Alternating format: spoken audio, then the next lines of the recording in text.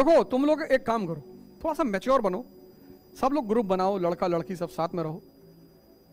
लेकिन एक दिक्कत है तुम लोगों के साथ, उसकी वजह शायद हमारा समाज ही है, शिक्षा व्यवस्था है, सब कुछ है। स्त्रियों के साथ एक दिक्कत ये होती है कि जब लड़कों से बहुत घुलती मिलती है ना, उनकी एक है प्रॉब्लम।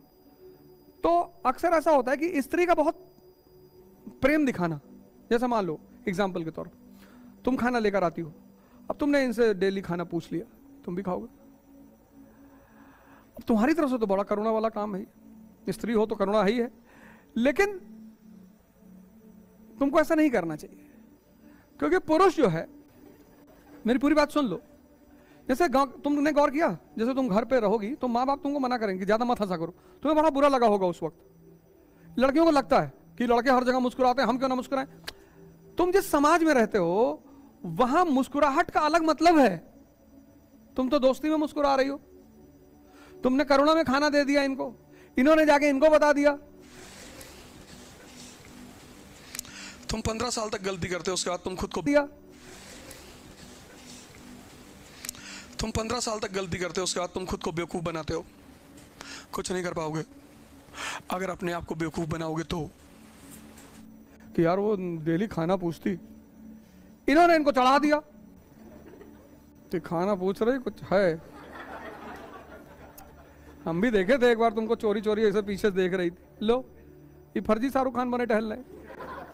तो तैयारी करते वक्त एक बात याद रखो, जितने लोग क्लास में तो ग्रुप बनाओ सारे लोग, और जब भी ऐसी कोई घटना घटे तो अकेले, जैसे पीछे वाले कमरा वाले 3-4 मारो अकेले कि पढ़ ले नालायक कहीं, बाद में करेंगे सब। तो इससे क्या होगा, उसको लगेगा भी, अगर अच्छा दिमाग होगा तो वो सोचेगा भी कि यार इस लड़की कितनी अच्छी बात कह रही लड़की। किसी को बेइज्जती मत करो। तो तुमसे कोई कहेगा कि अरे जाके पुलिस को शिकायत कर दो और मारो इसको चांटे से, ये सब मत करो। जब तक तुम्हारे साथ कोई अभद्रता ना करे तब तक ये सब मत करो। कोशिश करो कि एक बार अकेले में धीरे से बुला के समझा दो कि यार देखो हमारे पापा बड़ी मुश्किल से हमको पढ़ा रहे हैं, और हम है लड़की, और तुम भी पढ़ लो हम भी पढ़ लें, और जब हमारा काम बन जाएगा तब विचार करेंगे, सोचेंगे, ऐसा कर लो। अगर वो समझदार दिमाग होगा तो मान ही जाएगा। और इनकेस अभद्रता करता है तो तुम अपने जो, जैसे मान लो यहाँ आती हो तो तुम्हारी जो अथॉरिटी उनको बता दो। हालांकि नहीं करना चाहिए, लेकिन फिर भी उत्तर प्रदेश है, तुम मुझे देख क्यों रही थी, यहाँ तो साला बड़ा टेंशन है ना, बार बार मुझे देख रही थी, तुम्हारा चेहरा ही ऐसा है, ना देखे तो क्या करे। नहीं हमको 3 बार खाना भी पूछा, तुम टीबी के पेशेंट लग रहे हो मरे हुए, तो करुणा में पूछ लिया बे।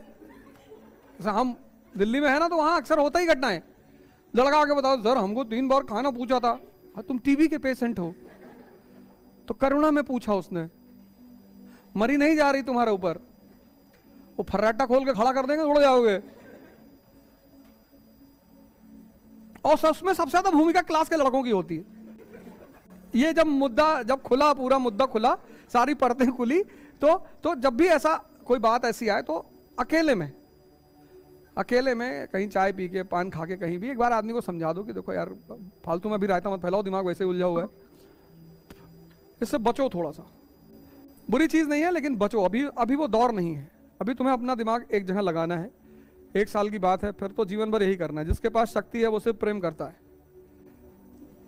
शक्ति है ही है, इसीलिए शक्ति का काम ही क्या है। तो भगवान विष्णु जो है शेषनाग पे लेटे हुए, लक्ष्मी जी पैर दबा रही, वो शक्ति है। शक्ति विहीन हो तो अपना पूरा ध्यान, पूरा कंसंट्रेशन शक्ति पे लगा दो।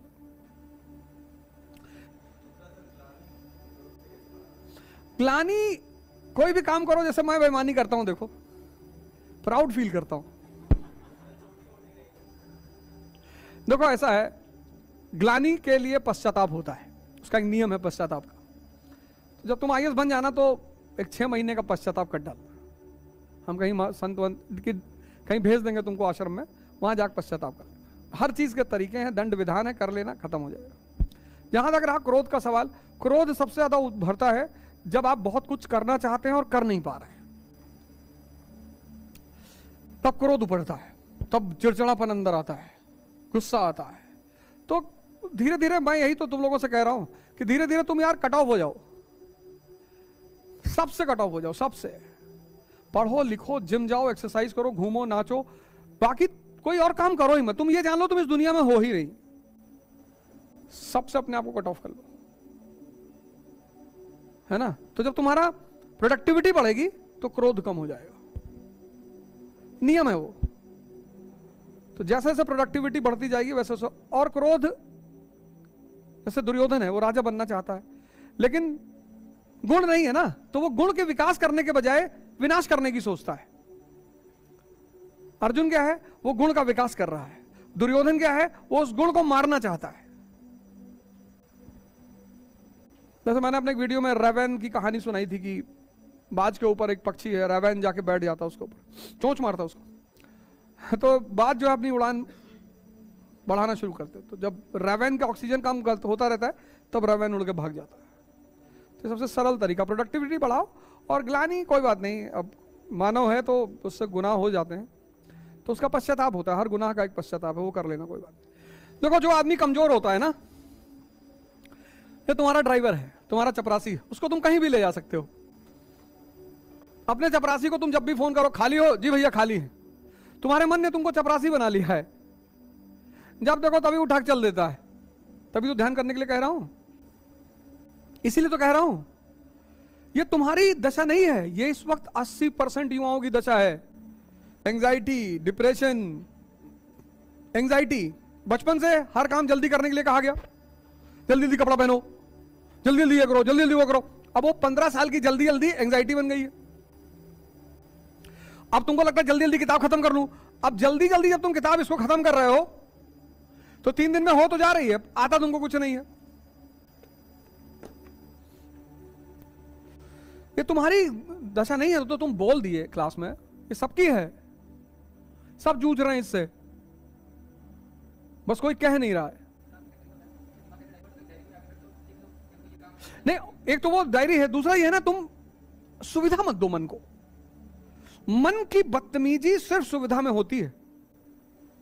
इसीलिए साधु महात्मा, जैसे कभी तुम चलोगे, औरगानंद महाराज के आश्रम गए हो, 3 बजे उठाते हैं सुबह, कहते हैं मन को सुविधा देना बंद कर दो, कहेगा गर्मी लग रही, लगने देवे, पढ़ेंगे। मन की सारी बदतमीजी सुविधा पे डिपेंडेंट है, मन को सुविधा देना बंद कर दो, लेकिन टॉर्चर मत करो, मन को सुविधा देना बंद कर दो ना। जितनी देर पढ़ रहे हो देर कठोर तपस्या में रहो। जितना मन को सुविधा दोगे, एसी चल रही है,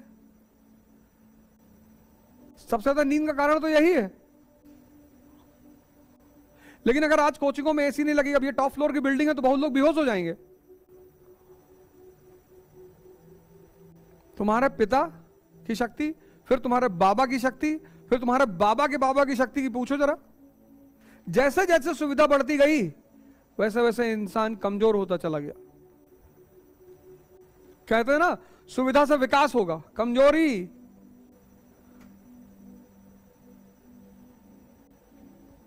हमारे देश में खिलाने की सुविधा छीन लो, एक बैग मत छीनो, थोड़ी थोड़ी छीन लो। जैसे बैठते हो 4 घंटे खड़े होके पढ़ो, 10 घंटे मत खड़े होना, पता लगा बैक पेन शुरू हो गया। 4 घंटे घूम लो, ऐसे कर लो, उस तरह कर लो, सुविधा छीन लो और डायरी बना लो। सुविधा छीनते जाओगे मन जागता चला जाएगा। सिद्धार्थ को जंगल भागने की क्या जरूरत थी, राजा के बेटे थे, सुविधा बहुत थी। सिद्धार्थ से जो बुद्ध की का निर्माण हुआ है उसमें सुविधा ही तो खत्म हुई है। राम से प्रभु राम का जो निर्माण हुआ है उसमें सुविधा ही तो खत्म हुई है। नहीं तो रह जाते कौशल के राजा, कोई जान थोड़ी पाता। 14 साल रहे जंगल में। तो सुविधा का त्याग करके अपने आप को फिर से जिंदा करने का नाम तपस्या है। तो छोटी छोटी सुविधाओं को जीवन में खत्म कर दो, छोटी छोटी, सारी नहीं, छोटी छोटी। कुछ सुविधाएं जरूरी भी है तो छोटी छोटी, जैसे अब दोपहर बहुत है, अब साइकिल मत चलाना, सुबह की क्लास में साइकिल चलाओ। और इस समय अगर साइकिल से आते हो तो बाकायदा गमछा लेकर सर पूरा कवर करके और एक प्याज जेब में रखो। ये बहुत किलर धूप है ये, पूरा गमछा बांधकर पूरा और प्याज, और कोशिश करो कि इतने दोपहर में अवॉइड करो। इसलिए इस्लाम में चंद्रमा और तारे का